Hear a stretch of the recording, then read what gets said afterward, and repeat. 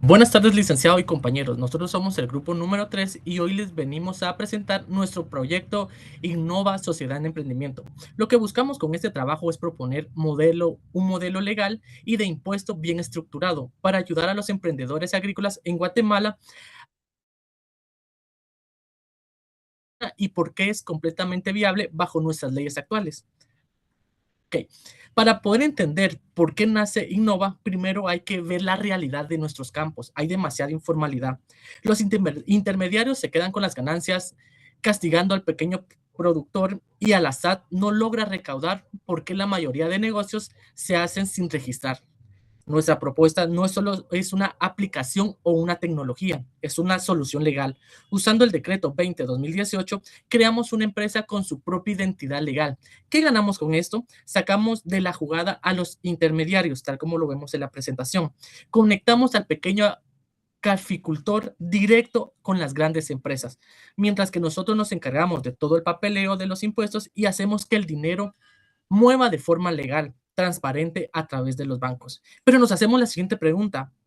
¿Por qué una sociedad en emprendimiento es la mejor opción con nosotros? Básicamente por dos razones. Primero, porque constituimos de forma rapidísima, digital y sin necesidad de capital inicial grande con una sociedad anónima. Segundo, porque nos damos un beneficio único en la ley que permite que los inversionistas reduzcan sus propios impuestos y el dinero no se quede con un soporte mal hecho. Si nosotros vemos ahora la presentación, ahora bien, la ley de emprendimiento nos pone un límite muy importante que debemos de cuidar desde el primer día. Él es el techo de los 5 millones en quetzales de ventas según el artículo 14.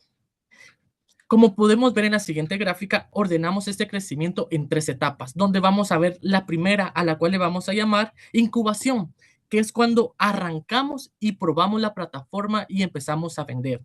En la segunda fase, nosotros le vamos a llamar alerta temprana. Cuando estamos vendiendo entre 3 y 4.9 millones, aquí la contabilidad tiene que ser súper exacta para saber en qué momento vamos a tocar el límite. Y como tercer punto tenemos la transformación.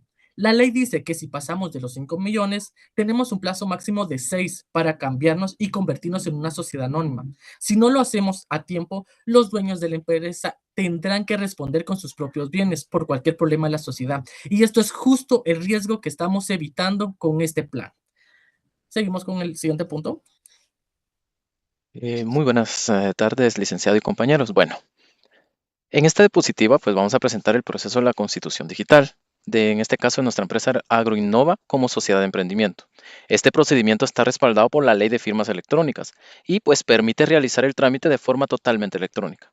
El primer paso consiste en definir los elementos básicos de la sociedad, como lo es el capital inicial, el domicilio legal y el objeto social. Posteriormente se ingresa al portal de registro mercantil y se completa el formulario electrónico con la información de los socios y del administrador único. Una de las principales ventajas de este modelo es que el sistema genera automáticamente el control social y los estatutos de la empresa, incluyendo la cláusula de responsabilidad limitada. Luego, la sociedad es inscrita electrónicamente y la publicación oficial se realiza en la misma plataforma del registro mercantil, sustituyendo los mecanismos tradicionales. Finalmente, se efectúa la habilitación tributaria, obteniendo el NIT, la afiliación ante la SAT y la autorización para emitir factura electrónica en línea. Esto permite que la empresa inicie operaciones de manera rápida, sencilla y conforme a la legislación vigente. Siguiente punto, por favor. Respecto a la gobernanza de Agroinnova, se propone una estructura basada en un administrador único, quien actuará como representante legal y tendrá la responsabilidad de dirigir las operaciones tecnológicas, comerciales y estratégicas de la empresa. Bueno, asimismo, la ley de sociedades de emprendimiento establece ciertos candados legales que deben respetarse. Entre ellos destaca la prohibición de ofrecer acciones al público o cotizar en bolsa, así como la obligación de realizar reportes y actualizaciones a través del sistema electrónico del registro mercantil. Un aspecto importante es la participación de los agricultores dentro del modelo de negocio. Aunque contribuyen al funcionamiento de la plataforma, se recomienda que no formen parte del accionariado. Esto permite mantener una estructura societaria más ágil, simplificar la toma de decisiones y proteger mejor al capital y la propiedad intelectual de la empresa. En lugar de una relación accionaria, la vinculación con los productores se realizaría mediante contratos comerciales y de prestación de servicios, garantizando colocación y beneficios para ambas partes, sin afectar la gobernanza de la sociedad. Muchas gracias. Continuamos con el siguiente punto. Una vez el registro mercantil aprueba nuestro estatuto bajo el decreto 20/2018, el primer paso clave es la afiliación ante la SAT. Agroinnova no operará emitiendo facturas manuales desde una agencia virtual. Al ser una plataforma tecnológica de alto impacto, implementaremos una certificación, un certificador de factura electrónica en línea llamado FEL, integrado mediante una API a nuestros sistemas informáticos. Esto garantiza que cada comisión o operación comercial del campo se certifique y documente en tiempo real de forma automática. La estrategia del ISR. Aquí tenemos un dilema en el modelo. La viabilidad de nuestro startup depende directamente de elegir el régimen de impuestos sobre la renta. Para ello evaluamos dos escenarios. Aquí los pueden ver en pantalla, que si operamos bajo el modelo de compraventa directa, es decir, si compramos físicamente la cosecha y revendemos, nuestra facturación será artificialmente alta, pero con márgenes muy estrechos. En este caso, el régimen sobre utilidades del 25% es el único camino. Es el único camino viable, permitiéndonos deducir fletes, servidores de la nube y costos operativos de recolección. Si operamos bajo el modelo de comisión, es decir, cobrando una tasa fija puramente por conectar al agricultor con el exportador. Aquí nuestra estructura de costos directos es cero. Por lo tanto, el régimen opcional simplificado del 5 al 7% sobre ingresos netos se convierte en nuestra mejor opción. Siguiente punto. El reto del contribuyente y del IVA. En este caso, en el artículo 49 de la ley del IVA tenemos una pequeña dificultad, ya que aquí no vamos a estar aprovechando lo que es el crédito fiscal, porque este genera cero. Entonces nosotros a la SAT sí le tendríamos que pagar este crédito. Entonces aquí nos genera un déficit. Entonces la mejor estrategia para mitigar esto es hacia el régimen general.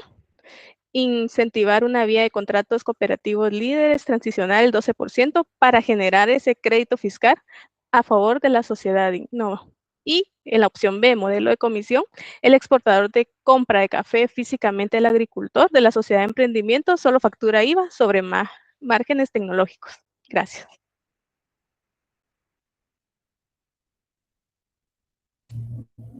Muy bien, como siguiente punto, hablando sobre el incentivo fiscal y gestión de inversionista, la deducción tiene un límite establecido. El primero es que el aporte no puede exceder el 5% de la renta bruta anual del aportante. Y el segundo es que existe un límite máximo de 500,000 quetzales por año. Además, la ley establece que quien realice el aporte no adquiere acciones, utilidades ni participación dentro de la sociedad. Esto quiere decir que el aporte constituye un apoyo financiero al emprendimiento y no una inversión para convertirse en socios. Ahora bien, para la SAT reconoce que este beneficio fiscal es indispensable cumplir ciertos requisitos. Los aportes deben realizarse mediante medios bancarios como transferencias o cheques. Deben respaldarse con documentación suficiente, entre ellas se encuentra el convenio del aporte, la inscripción vigente de Agroinnova en el registro mercantil, los registros contables y los estados de cuenta bancarios. Estos deben demostrar el ingreso de los recursos. Todo esto garantiza una transparencia y facilidad de comprobación en la operación en el caso de alguna fiscalización. Desde el punto de vista financiero, Agroinnova propone traer empresas agroexportadoras y corporaciones del sector alimenticio, resaltando tanto el impacto social del proyecto como el beneficio tributario que la ley le otorga. Los recursos obtenidos se destinan a un 60% al desarrollo tecnológico de la plataforma y un 40% a los programas capacitados y asistencia tecnológica para los productores pequeños. Muy bien. Como siguiente punto, presentaré un ejemplo práctico.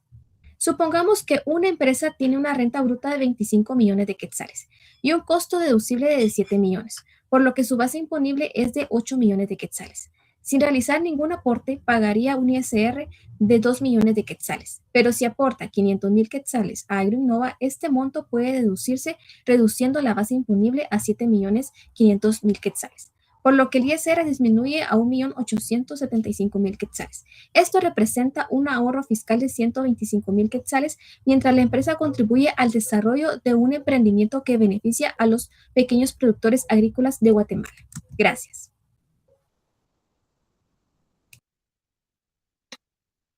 Muy bien, gracias. Tengo el gusto de abordar el tema alertas y proceso de transformación enfocado al modelo de negocios Agroinnova, sociedad de emprendimiento.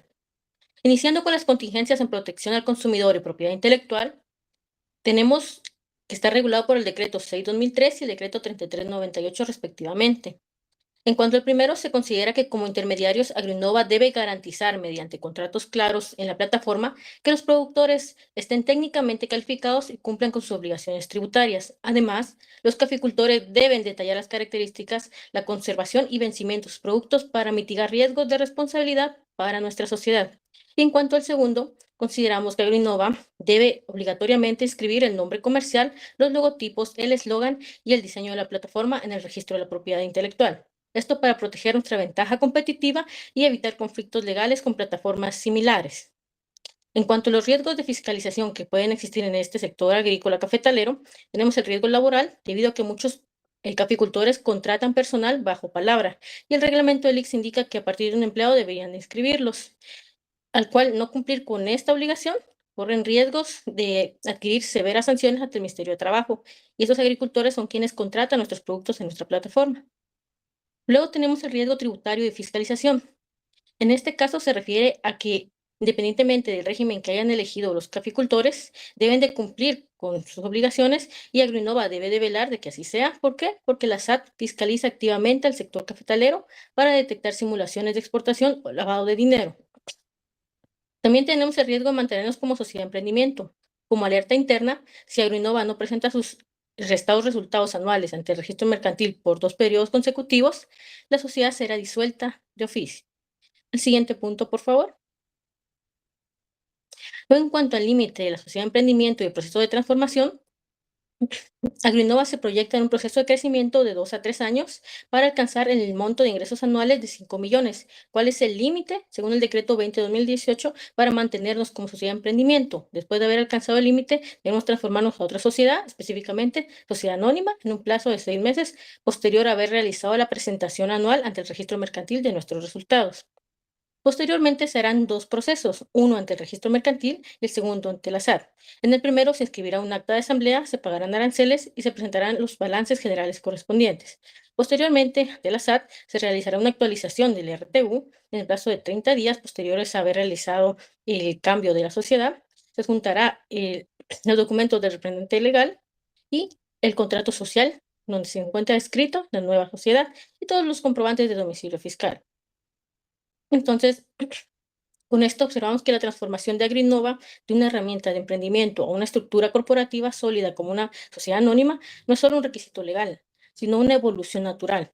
Y mitigar los riesgos, ya sean laborales, de protección al consumidor y tributarios, será la clave para consolidar la confianza en el mercado y garantizar que el negocio siga en marcha. Muchas gracias.